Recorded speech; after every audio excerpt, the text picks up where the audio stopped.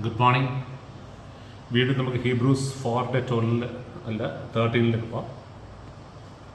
അപ്പോൾ division of soul and spirit and of joints and marrow and is a discerner of the thoughts and intents of the heart. വചനം അകത്തോട്ട് ചെന്നിട്ട് ഇരുതലമുറിച്ചുള്ള വാള് പോലെ ചെന്നിട്ട് അത് സോളിനെ സ്പിരിറ്റിനെ തമ്മിൽ വേർതിരിക്കും. ഏതാണ് സോളിഷ് ഏതാണ് സ്പിരിറ്റ് കാണിച്ചു തരും.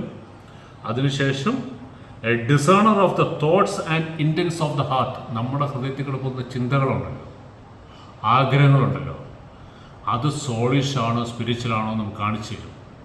അല്ലെങ്കിൽ നമ്മളൊരു തീരുമാനം എടുത്തു, ഇപ്പം പുറമേ നോക്കുമ്പോൾ നല്ല തീരുമാനം, ഞാൻ പുറമേ ഒരു തീരുമാനം എടുത്തു, ഇന്ന ഡേറ്റിൽ ഇന്ന സ്ഥലത്ത് ഞാനൊരു മീറ്റിംഗ് നടത്തും. അപ്പോൾ പുറമേ നോക്കുമ്പോൾ നല്ല തീരുമാനമല്ലേ, ബ്രദർ എന്ത് മീറ്റിംഗ്സ് നടത്തുന്നത്. പക്ഷെ എൻ്റെ ഇൻറ്റൻഷൻ എനിക്ക് ആളിനെ കൂട്ടണം, എൻ്റെ പേരവിടെ വലുതാക്കണം, എൻ്റെ സഭ വലുതാക്കണം, അതുവഴി എനിക്ക് ഇൻകം കൂടണം, എൻ്റെ പ്രശസ്തി പരക്കണം. എൻ്റെ ഇൻറ്റൻഷനുണ്ട്. തോട്ട്സ് നല്ലതായിരിക്കും, അല്ലെങ്കിൽ ആലോചനകൾ നമ്മൾ പുറമേ നോക്കുമ്പോൾ നല്ലതാണ്. പക്ഷെ എൻ്റെ അകത്തെ ഇൻറ്റൻഷൻ, ഞാൻ പുറത്ത് ഇതാരോട് പറയത്തില്ല, ആർക്കോട്ടും മനസ്സിലാകത്തില്ല, എൻ്റെ ഇൻറ്റൻഷൻ എനിക്ക് വലുതാണ്. അപ്പോൾ ദൈവവചനത്തെ നമ്മൾ അനുഭവിച്ചാൽ മതി. അപ്പോൾ നമ്മളിങ്ങനെ തീരുമാനം എടുക്കുമ്പോൾ ദൈവവചനം പറയും, എടാ this is not the right decision, നീ പോകുന്നത് നീ ജഡത്തിൽ, ഇത് സോളിച്ച, നീ അതിന് പോകണ്ട, എൻ്റെ പെർമിഷൻ ഇല്ല, this is not spiritual. Jesus Christ ഭൂമിയിലായിട്ട് എങ്ങനെ അറിയാം? സ്വന്തമായിട്ട് ഒരു കാര്യങ്ങൾ തീരുമാനിച്ചിട്ടുള്ള ജീസസ് ക്രൈസ്റ്റിൻ്റെ പവർ, ഹീലിംഗ് പവർ എന്താ? ജീസസ് ക്രൈസ്റ്റ് വിചാരിച്ച എന്താ? ജീസസ് ക്രൈസ്റ്റ് ഒരേ ദിവസവും ഒരേ സമയം ദൈവമാണ്, പൂർണ്ണമായ ദൈവമാണ്, ഒരേ സമയം പൂർണ്ണമായ മനുഷ്യനും. അപ്പോൾ ദൈവീയമായിട്ടുള്ള ഒത്തിരി പവർ തൻ്റെ ഉള്ളിലുണ്ട്. താനത് വേണ്ടെന്ന് വെച്ചേക്കുക. പക്ഷേ അത്ഭുതങ്ങളും അടയാളങ്ങൾ ചെയ്യാൻ തനിക്ക് പറ്റും. ഓടി നടന്ന് അവിടെയുള്ള മുഴുവൻ പേരെ സൗഖ്യമാക്കാൻ പറ്റും. ആ കുളക്കരയിൽ ചെല്ലുമ്പോൾ 28 വർഷമായിട്ട് കിടക്കുന്ന ആ ഒരു തളർവാദ രോഗിയെ മാത്രമേ സൗഖ്യമാക്കാൻ പറ്റൂ. നമുക്കായിരുന്നു ആ കൃപ കിട്ടും. ഈ ഹീലിംഗ് മീൻസ് നമുക്കുണ്ടായിരുന്നല്ലോ. നമ്മൾ മുഴുവൻ പേരെ സൗഖ്യമാക്കും, മുഴുവൻ പേര്. അപ്പം നമ്മളോർക്കടെ ഹീലിംഗ് കർത്താവിൻ്റെ ഹിതമല്ലേ, എല്ലാവർക്കും ഹീലിംഗ് കൊടുക്കണ്ടേ എന്ന് നമ്മൾ ചിന്തിക്കും. പക്ഷെ അങ്ങനെയാണെങ്കിൽ അത് ഏറ്റവും കൂടുതൽ ജീസസ് ക്രൈസ്റ്റ് അത്രയും പെർഫെക്റ്റ് ആയിട്ടുള്ള മനുഷ്യൻ ലോകത്ത് വന്നിട്ടുണ്ട്. താൻ ദൈവം തന്നെ, തന്നേക്കാൾ കൂടുതൽ ആഗ്രഹം വേറെ ആർക്കെങ്കിലും കാണും. എന്തുകൊണ്ടാണ് ചെയ്യാൻ? ചിലപ്പോൾ ജീസസ് ക്രൈസ്റ്റ് ആഗ്രഹം ഉണ്ടായിരിക്കും എല്ലാവരും സൗഖ്യമാക്കണം. പക്ഷെ പിതാവ് പെർമിഷൻ കൊടുത്ത ഒരാളെ മാത്രം സൗഖ്യമാക്കും. എന്ന് പറഞ്ഞാൽ സ്വന്തം ബുദ്ധിയിലും സ്വന്തം കഴിവിലും ഒന്നും ചെയ്തില്ലെന്ന് യേശുക്രിസ്തു അത് തന്നെ നമ്മളെക്കുറിച്ച് ആഗ്രഹിക്കുന്നത്. പക്ഷെ നമ്മൾ ഇന്ന് ആത്മീയ ലോകത്ത് നോക്കുകയാണെങ്കിൽ പലതും നമ്മൾ ചെയ്യുന്നത് നമ്മുടെ സ്വന്തം ബുദ്ധിയിലും ശക്തിയിലും. ഒരു സംശയം വേണം, ഒരു സംശയം. അപ്പം നമ്മൾ തിരിച്ചറിയണം.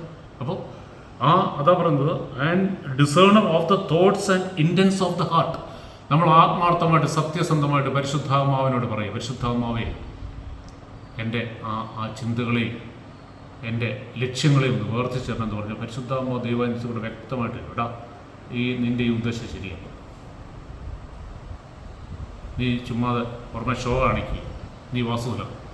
ഞാൻ കഴിഞ്ഞിടയ്ക്ക് ഞാൻ മുടി വെട്ടാനായിട്ട് ഞാൻ ബാബർഷോപ്പ്, ഞാൻ സ്ഥിരമായിട്ട് വെട്ടത് ബാബർഷോപ്പ്, മുരുകേശൻ എന്ന് പറഞ്ഞിട്ടൊരു തമിഴ് പയ്യല്ല ചെയ്യുന്നത്, വർഷങ്ങൾ കൊണ്ട് പുള്ളിയാണ് ചെയ്യും. അപ്പം ഞാൻ ഇടയ്ക്കിടയ്ക്ക് കൊണ്ടുവിടെങ്കിൽ സുവിശേഷമൊക്കെ പറയും, പണ്ടും പറഞ്ഞിട്ടുണ്ട്, ഇപ്പം പറയുന്നുണ്ട്. അപ്പോൾ ഇങ്ങനെ എന്തോ ഒരു സംസാരിച്ചപ്പം അദ്ദേഹം എന്നോട് പറഞ്ഞു, സാറ് വളരെ സൗമ്യനായ ഒരു മനുഷ്യൻ. ഞാൻ പുള്ളിയോട് വളരെ സോഫ്റ്റായിട്ടാണ് സംസാരിക്കുന്നത്. സാറ് വളരെ സൗമ്യനായ ഒരു മനുഷ്യൻ.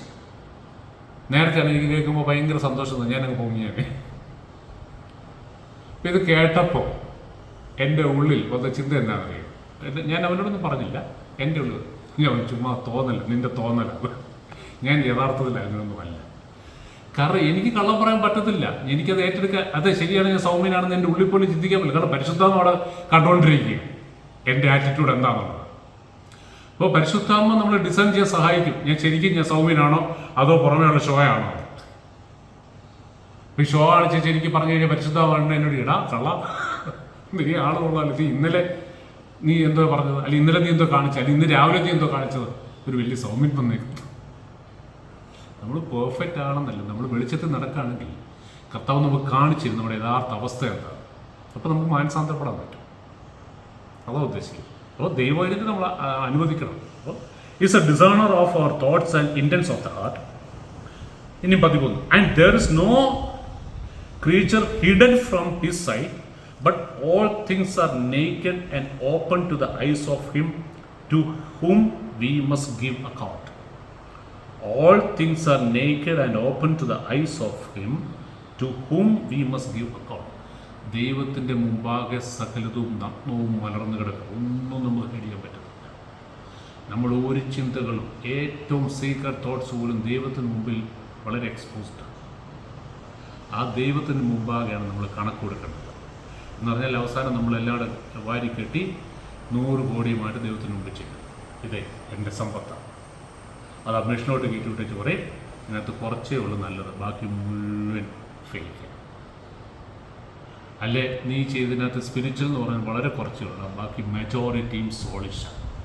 നിൻ്റെ ചിന്തകളായിട്ട്, നിൻ്റെ ആഗ്രഹങ്ങളായിട്ട്, നിൻ്റെ കപടതയായിട്ട്, നിൻ്റെ മായ താഴ്മയായിട്ട്, നിൻ്റെ വ്യാജ സ്വഭാവമായിട്ട്, നിൻ്റെ കള്ളം പറയുന്ന സ്വഭാവമായിട്ട്, നിൻ്റെ ആത്മാർത്ഥതയില്ലായ്മയായിട്ട്, നിൻ്റെ അസൂയായിട്ട്, കുശുമ്പായിട്ട്, നീ ഇതെല്ലാം നന്നായിട്ട് മറച്ചു വെച്ചിരുന്നു. പുറമെ ആരും അറിഞ്ഞില്ല.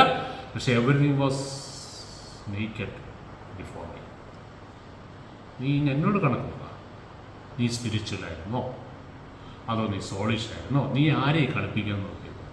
B genuine. അറ്റ്ലീസ്റ്റ് നമ്മുടെ മനസ്സാക്ഷിയെ നമ്മൾ വഞ്ചിക്കില്ലേ? കർത്താവിനറിയാം നമ്മൾ ആരാണ്. അതിനേക്കാൾ അതുപോലെ തന്നെ നമുക്കും അറിയാം. മറ്റാർക്കും പിടിയിട്ടില്ലെങ്കിൽ നമ്മൾ ആരാണെന്ന് നമുക്കറിയാം. അപ്പോൾ നമ്മൾ നമ്മളെ തന്നെ വഞ്ചിക്കില്ലേ?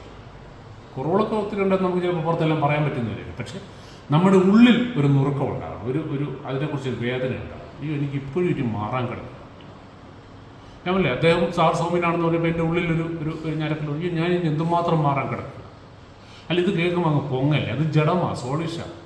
ഞാനൊരു സൗമ്യനാണെന്ന് അദ്ദേഹം പറഞ്ഞു, ഞാൻ സൗമ്യൻ. യഥാർത്ഥമായ മാനസാന്തരം ഉണ്ടെങ്കിൽ പരിശുദ്ധാത്മാവിനെ അനുവദിക്കുകയാണെങ്കിൽ നമുക്ക് കൂടിയിട്ട് നമ്മളിനി ഒത്തിരി മാറാൻ കിടക്കും. കഥാവായിരിക്കും.